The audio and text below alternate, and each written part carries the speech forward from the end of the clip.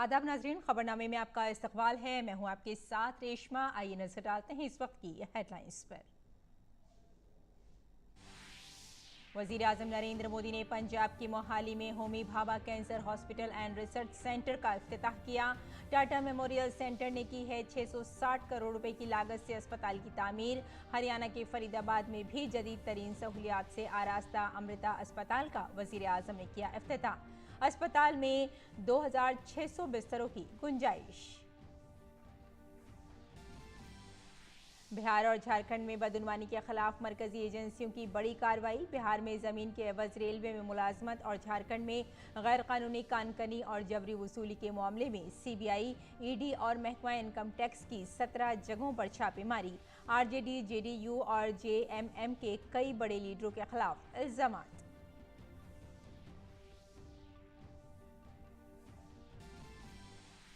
Bharatiya Janata party ने दिल्ली हुकूमत की शराब पॉलिसी को फिर बनाया हदफ तनकीद। पार्टी तर्जुमान संबित पात्रा ने कहा, शराब माफिया के पैसों से आपने लड़ा पंजाब का इलेक्शन।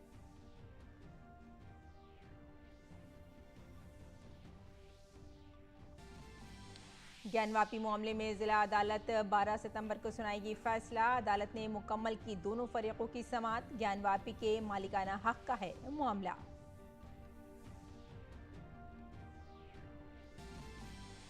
और टोक्यो में जारी आलमी बैडमिंटन चैंपियनशिप में अश्वनी पुनिया और एनसुकी रेड्डी की जोड़ी शिकस्त से 2-4। मर्दों के डबल्स में ध्रुव कपिला और एमआर अर्जुन की जोड़ी की अगले दौर में रसाई। सिंगल्स मैचों की प्री क्वार्टर मुकाबलों में लक्ष्य सेन, किदाम्बी श्रीकांत और एचएस प्रणॉय के मुकाबले।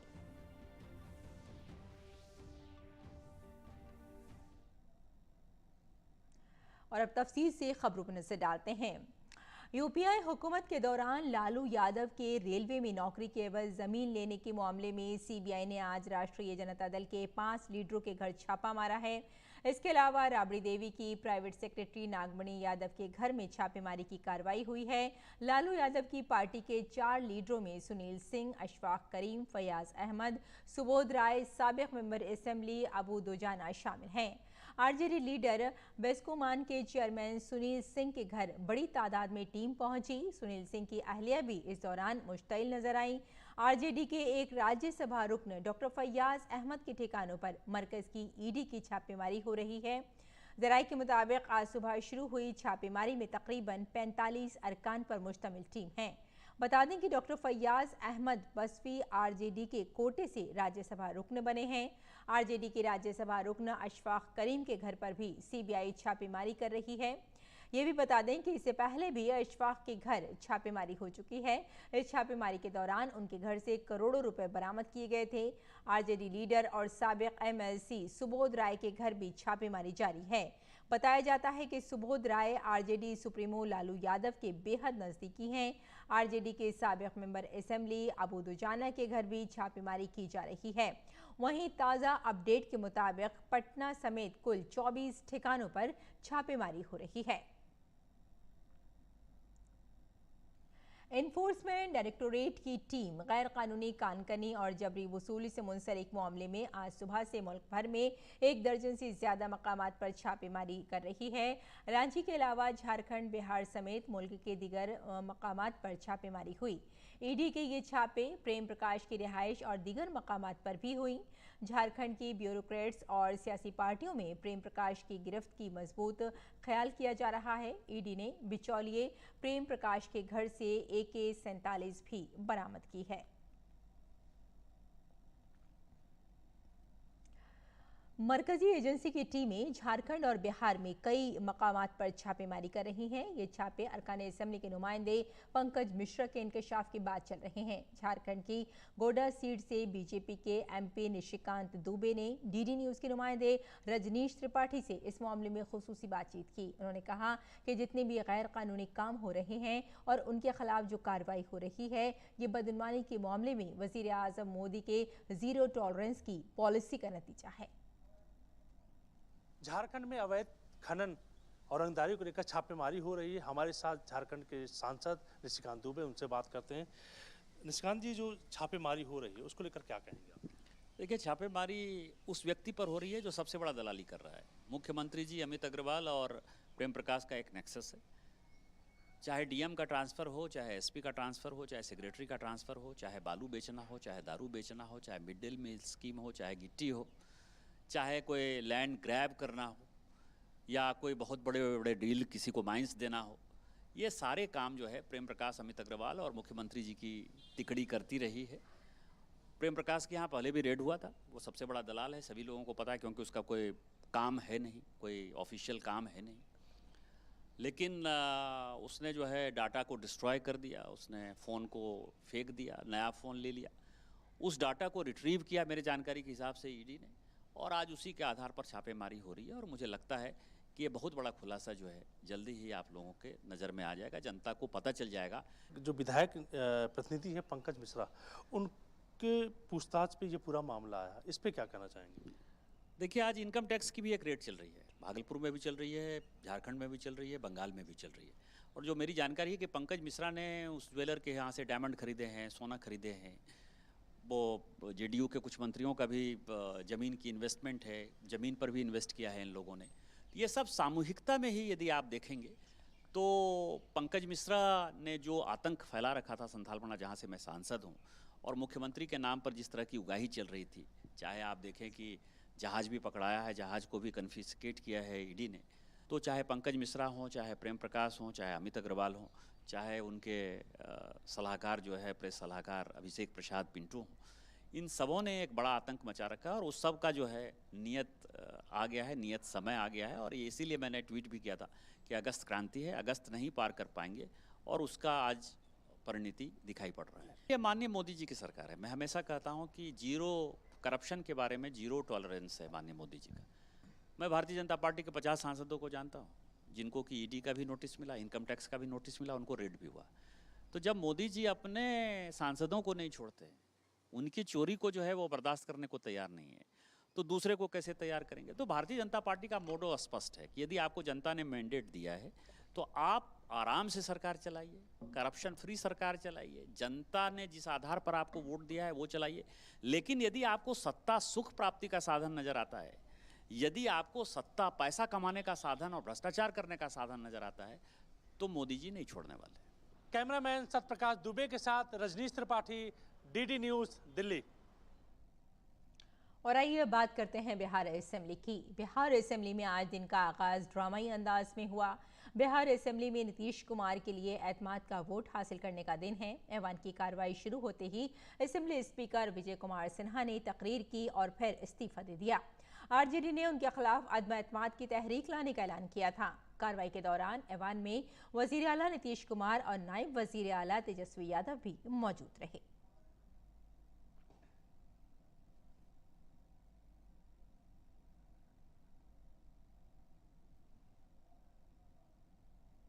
नरेंद्र नारायण यादव जी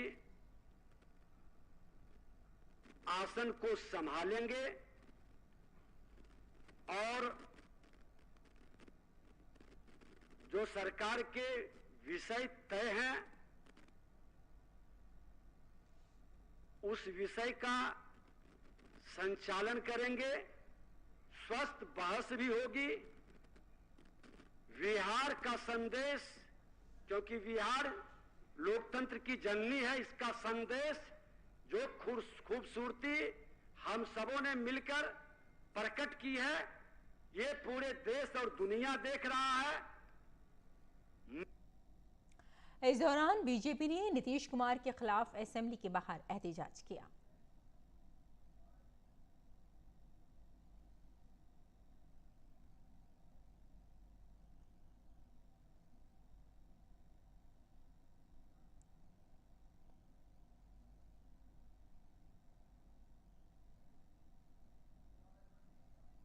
बिहार विधानसभा की कार्य प्रणाली है, जो नियमावली है, उसके तहत जो हमारे अध्यक्ष हैं बिहार विधानसभा के, वो काम करेंगे। इसमें किसी के निजी बयान से इस तरह की चीजें न होती है, न भविष्य में होगी।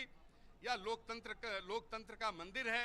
यहाँ के कुछ अपने कायदे हैं, संवैधानिक प्रक्रिया है, उस प्रक्रिया के तहत सदन चलेगा। आज हम सब बिहार विधानसभा के एक दिवसीय सत्र में आए हैं और यह हमारे लिए ज्यादा महत्वपूर्ण है। बिहार विधानसभा यह एक संवैधानिक संस्था है, मंदिर है, यहाँ का जो भी कार्य संचालन होगा वो नियमानुसार होगा और हमारे जो सम्माननीय अध्यक्ष हैं वर्तमान में, वो सभा के संचालन की प्रक्रिया प्रारंभ करेंगे। उसके बाद नियमानुसार आगे सदन चलेगा।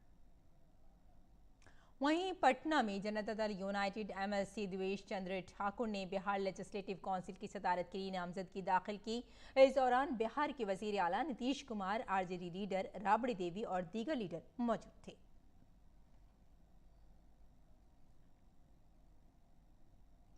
अगली खबर की जाने बढ़ते हैं। वजीर आजम नरेंद्र मोदी ने आज पंजाब के मोहाली में होमी भाभा कैंसर अस्पताल और रिसर्च सेंटर का इफ्तिताह किया।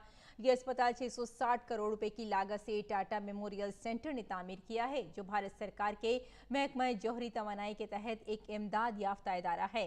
इससे पंजाब और पड़ोसी रियासतों और मरकज के जेर इंतजाम इलाकों के बाशिंदों को कैंसर के इलाज की आलमी मेयार की सहूलत मिलेगी। ये कैंसर अस्पताल 300 बिस्तरों की गुंजाइश के साथ तीसरे दर्जे का अस्पताल है। अस्पताल हर किस्म के कैंसर के इलाज के लिए तमाम जदीद सहूलियात से आरास्ता है। ये सर्जरी, रेडियोथेरेपी और मेडिकल इकोलॉजी और कीमोथेरेपी, इम्यूनोथेरेपी और बोन मैरो ट्रांसप्लांट के लिए सहूलत फराहम करेगा। वजीर आजम नरेंद्र मोदी ने कहा कि अच्छे हेल्थ केयर सिस्टम का मतलब सिर्फ चार दीवारी बनाना नहीं होता है। उन्होंने कहा कि किसी भी मुल्क का हेल्थ केयर सिस्टम तभी मजबूत होता है जब वो हर तरह की सहूलत फराहम करे और कदम कदम पर साथ दे। आज होमी भाभा कैंसर अस्पताल और रिसर्च सेंटर के तौर पर भी देश को एक आधुनिक अस्पताल मिला है। इस आधुनिक सुविधा के निर्माण में केंद्र सरकार के टाटा मेमोरियल सेंटर ने महत्वपूर्ण भूमिका निभाई है। ये सेंटर देश विदेश में अपनी सेवाएं उपलब्ध कराकर कैंसर के मरीजों का जीवन बचा रहा है। इससे कबल वजीर आजम नरेंद्र मोदी ने अस्पताल अहाते में इलाज की मुख्तलिफ सहूलतों की मालूमात हासिल की। ये अस्पताल पूरे खित्ते में कैंसर की सहूलत और इलाज के लिए मरकज के तौर पर और संगरूर में 100 बिस्तरों वाला अस्पताल उसकी शाख के तौर पर काम करेगा।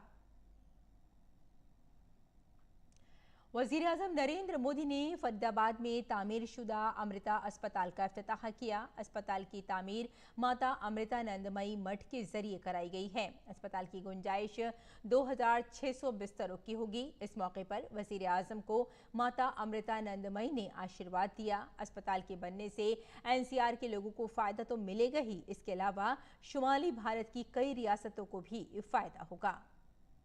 वजीर आजम ने मुल्क में रिवायती तिब्बी इल्म का जिक्र किया। उन्होंने बताया कि मेडिकल साइंस एक वैद है।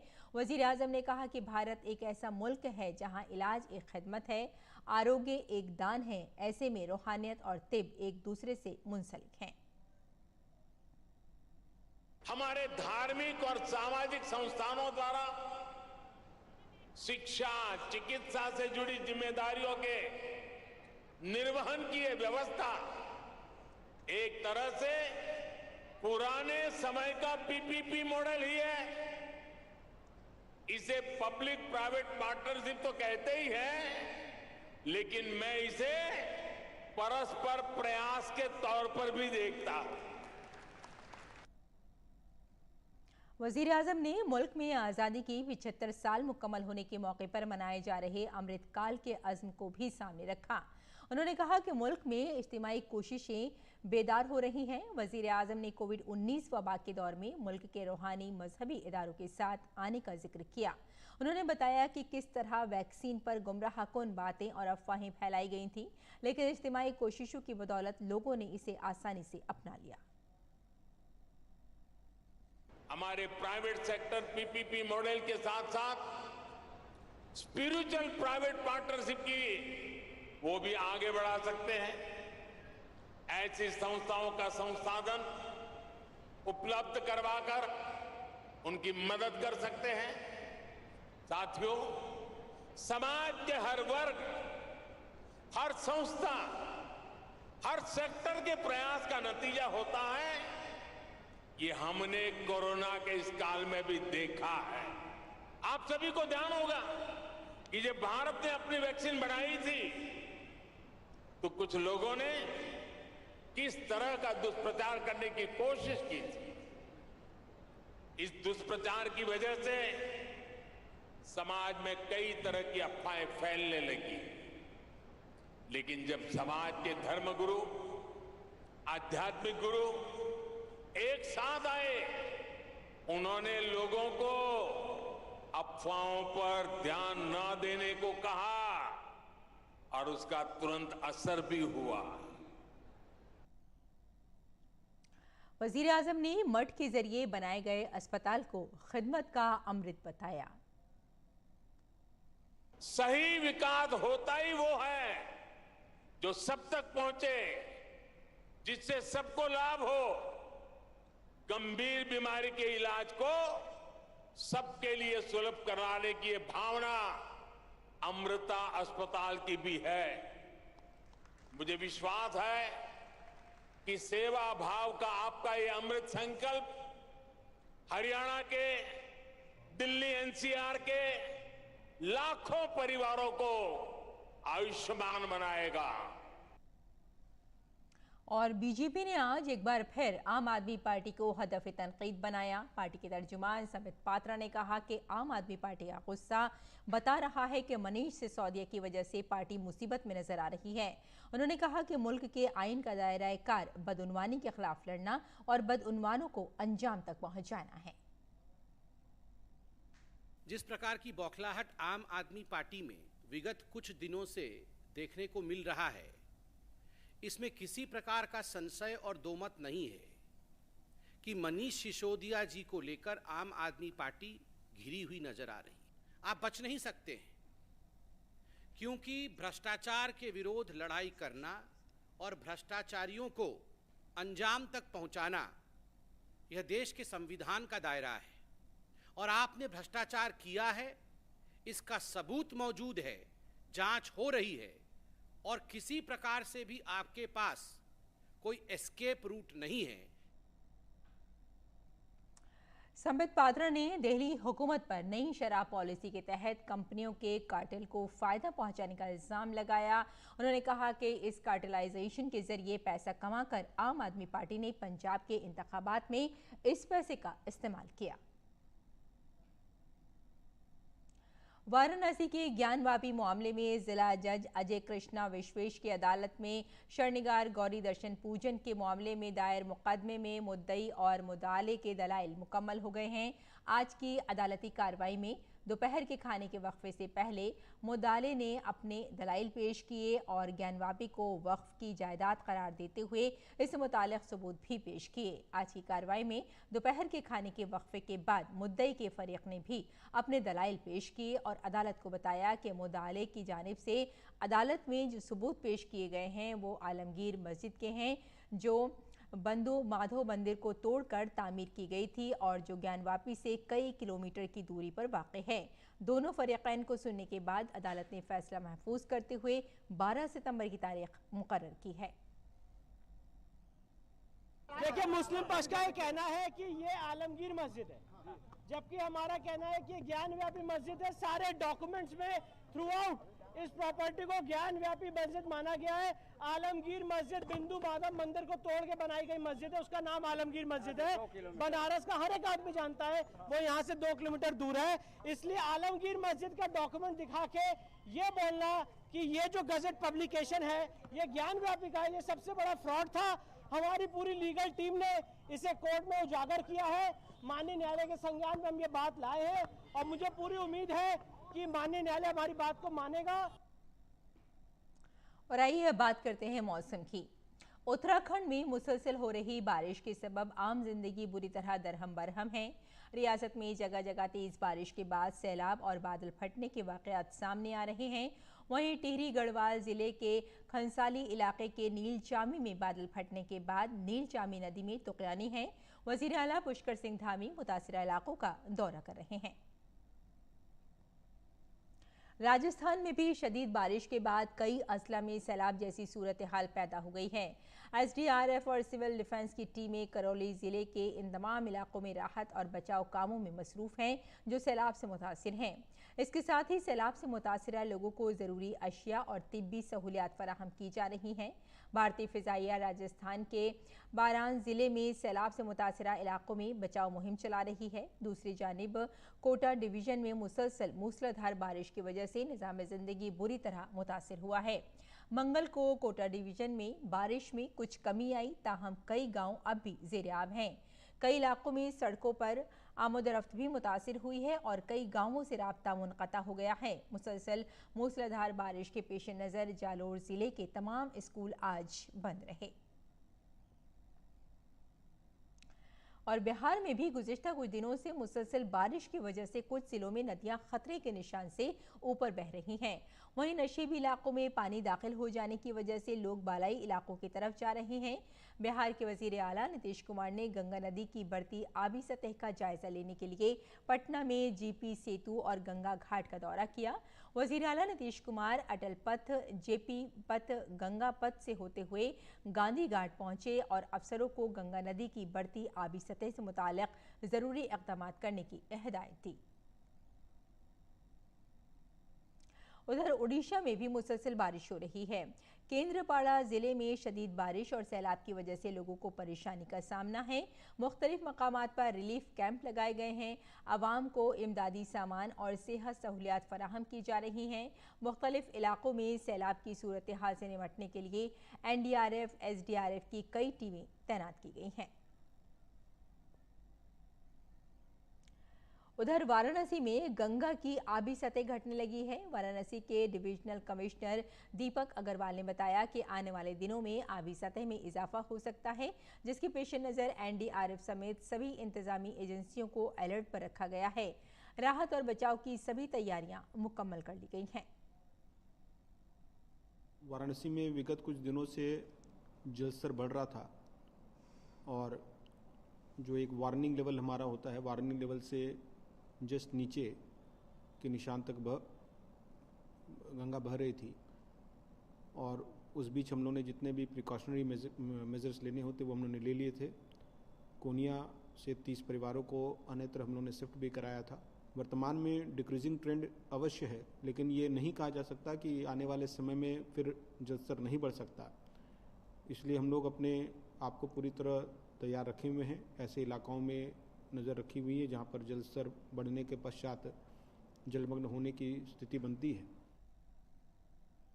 और हिमाचल प्रदेश के वज़ीर आला जयराम ठाकुर ने मंडी में अपने असेंबली हल्के ठोंग इलाके का दौरा किया और बारिश और सैलाब से हुए नुकसान का जायजा लिया। इस दौरान उन्होंने कहा कि इस मुश्किल वक्त में सभी को साथ रहना चाहिए। वज़ीर आला ने जहां तक मुमकिन हो सके मदद देने की यकीन दहानी कराई। मध्य प्रदेश में भी मुसलसल हो रही बारिश की सूरत हाल में बेहतरी आई है, लेकिन मुख्तलिफ जिलों में भारी बारिश के बाद नदियों में अब भी तुग़यानी है। रियासत में बचाव और राहत मुहिम जारी है। वज़ीर आला शिवराज सिंह चौहान ने आज वज़ीर आज़म नरेंद्र मोदी से बात की।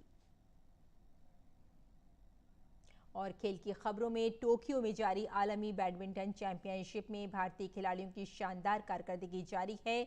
मर्दों के डबल्स में ध्रुव कपिला और MR अर्जुन की जोड़ी अगले दौर में दाखिल हो गई है। सिंगल्स मैचों की प्री क्वार्टर मुकाबलों में लक्ष्य सेन, किदाम्बी श्रीकांत और HS प्रणॉय के मुकाबले होंगे। अश्वनी पुनप्पा और एन सुकी रेड्डी की जोड़ी को शिकस्त से 2-4 होना पड़ा। तो नाज़रीन, खबरनामे में फिलहाल इतना ही। इजाज़त दें। आदाब।